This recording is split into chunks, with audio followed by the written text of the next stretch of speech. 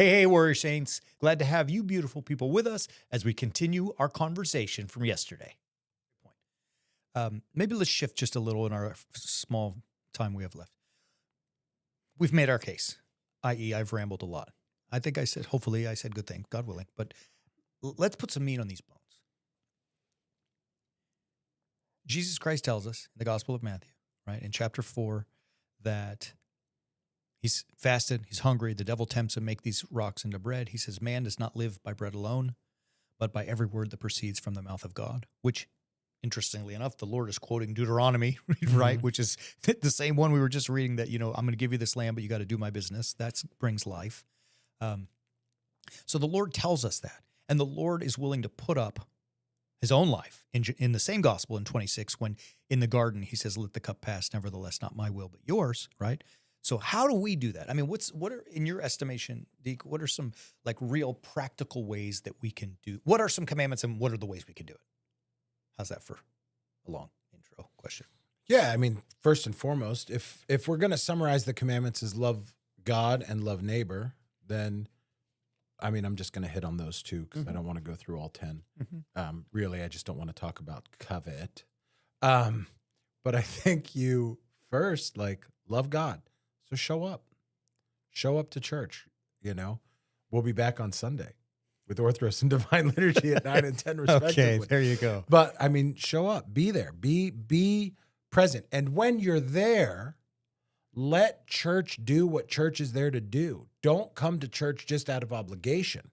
Don't come to church just because you want it to look like what you want it to look like, and you want it to be fancy the way you want it to be fancy, and you want it to be exactly what you're looking for.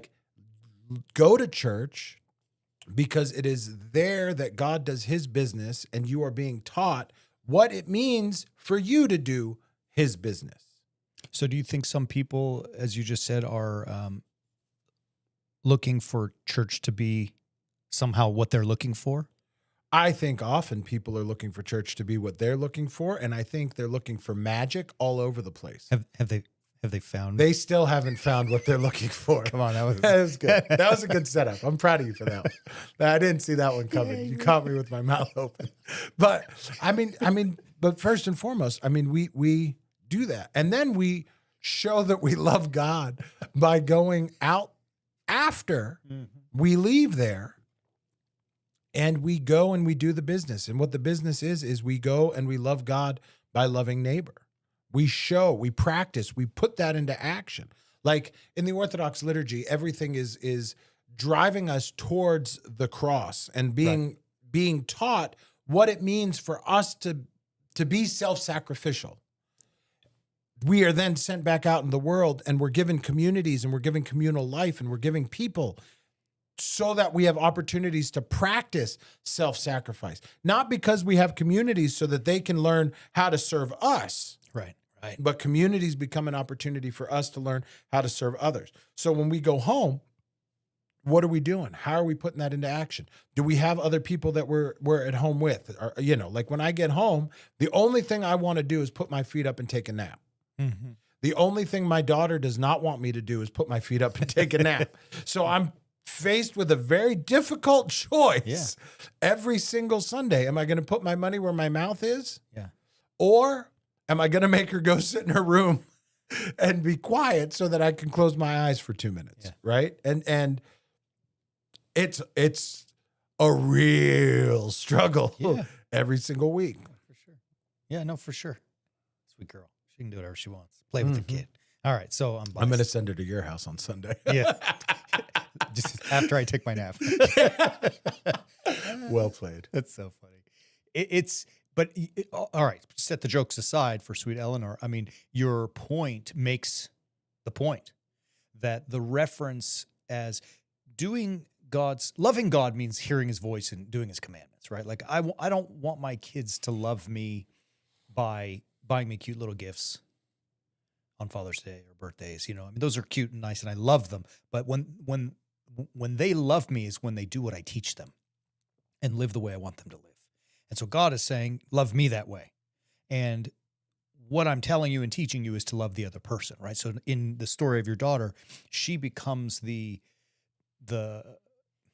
the focal point, the reference for whether you are living according to God's commandments or not. Are you sacrificing yourself for her?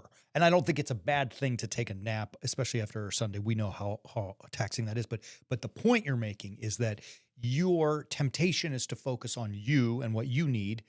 And God has sent, yeah, that's nice. We'll get there. But first, focus on the other and care for them first. Yeah. And it's an opportunity to practice and work that out. Yeah. And as a parent, it's an opportunity to teach that by doing it. Yeah, I get you. Showing them what that looks like so that it just becomes a part of their everyday life. They learn because they're sponges by existing in that scenario, seeing that scenario lived out. And the final part of that is we have the responsibility, after we're focusing on following those commandments of God, to then teach those commandments, as you point out. And the way we teach it is by doing first and foremost. Yeah. Yeah. I mean, Yeah. like you say. We'll be back. Yeah. No, it's good. I mean, it was Yeah. good stuff. I mean, I don't know. I guess the bottom line, the practical application of doing God's commandments is should always somehow be referenced to other people. It has to be. Yeah.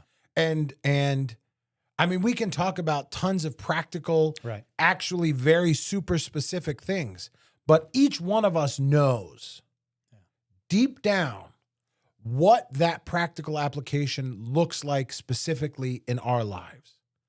Yeah. We just then have to get out there and do it. Yeah. We just have to get out there and make it happen. It can be as simple as I've made a commitment to someone, I'm going to honor it, as we talked about commitments a few weeks ago.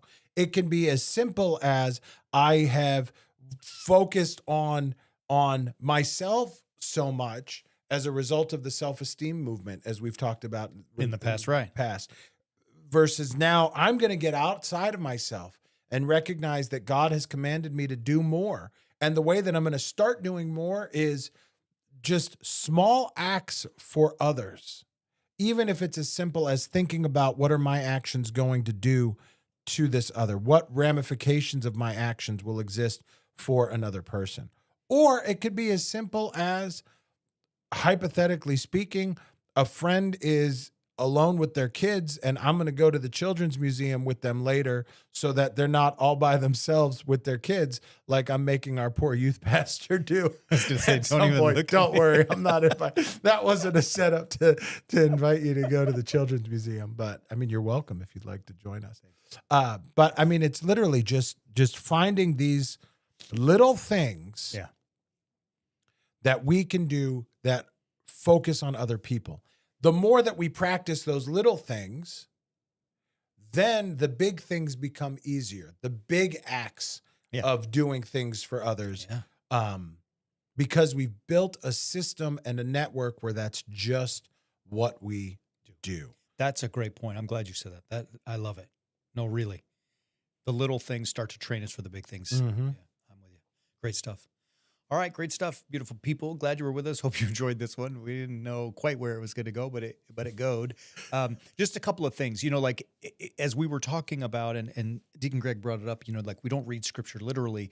That is the tendency. And sometimes people, when we read it, we don't understand. Like, I just don't get it. I've even had people say to me, and I know you have as well, I'm intimidated, right? Like it's because we don't get it. So we've been working really hard at our website, warriorsaints.org. One of the things we offer is called, we said it before, UTB, Understanding the Bible. It's just basically us trying to teach what the Bible means. What's it saying?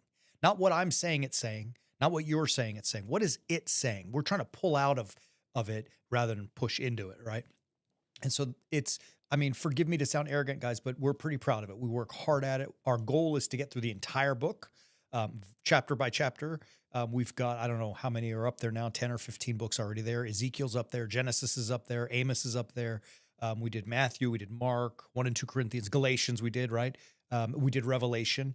That was a good one. Ephesians, we did that. So there's a bunch of them out there, and we keep grinding. We're also going to add a section for the stories where we talk about like Abraham, or we talk about Noah, or we talk about David, like specific categorical stories that will also enhance your understanding. So if you're interested, check it out. I mean, it's easy, man. And we're updating our app all the time. It's going to launch new and be fun and great and all that good stuff. Anyways, it's there for your help if you need it.